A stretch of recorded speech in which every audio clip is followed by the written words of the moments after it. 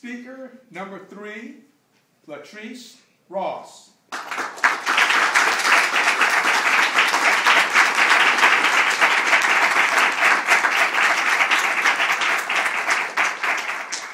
The title of her speech, If Today. If Today, Latrice Ross.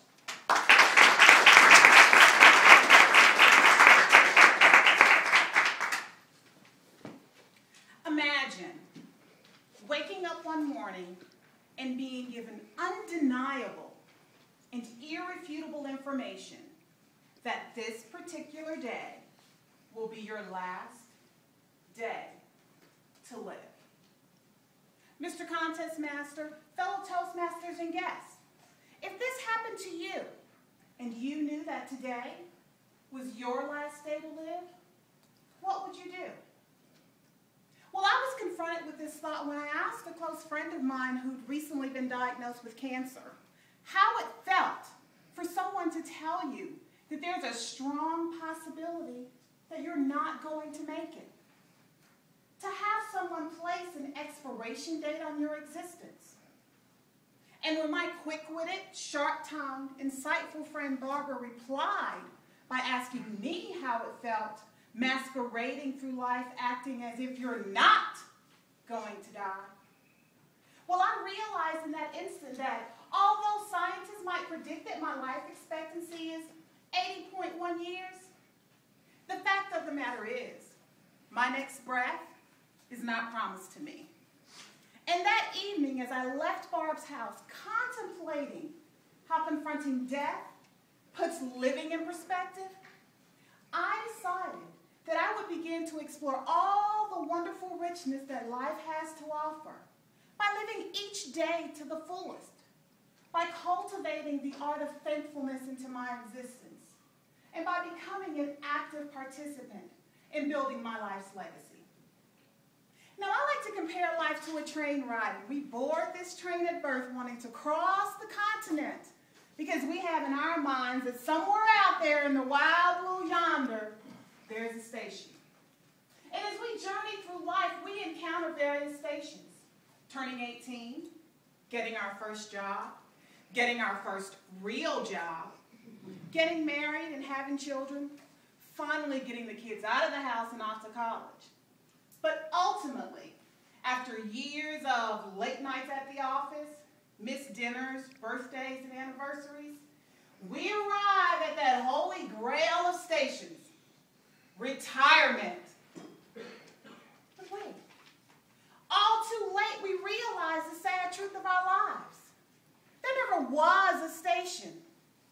We're finally able to comprehend that the joy in life is all those missed opportunities to spend time with family and friends and simply have fun.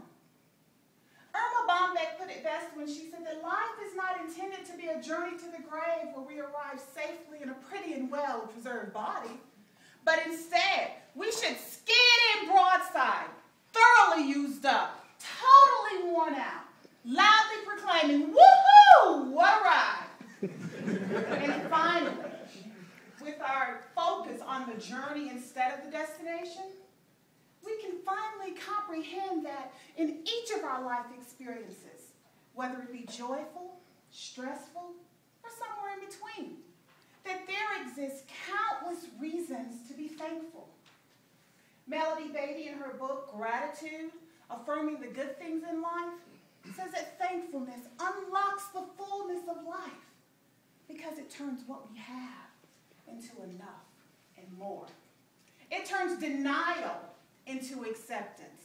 It turns chaos into order, confusion into clarity.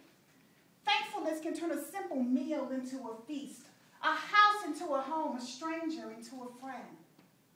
Thankfulness simply makes sense of our past, provides peace for the present, and instills within us a vision for the future. And this vision should then serve to inspire within us the desire to become an active participant in building our life's legacy. I read a study that was conducted by sociologist Anthony Campolo in which 100 people over the age of 95 were asked if you could live your life over again, would you do differently? And overwhelmingly, they replied, they would do more things that will live on after their death. In other words, they wanted to leave a legacy. Something that said to future generations, hello world, I was here and I made a difference. You see, they're now able to understand that the true measure of a person is not in the clothes that we wear, or the material things that we acquire along the way, or even in any tremendous accomplishments that we're able to achieve. No. They understand that the true measure of a person is the change that you've affected in the lives of those around you. So many of us are waiting for tomorrow before we truly begin to live.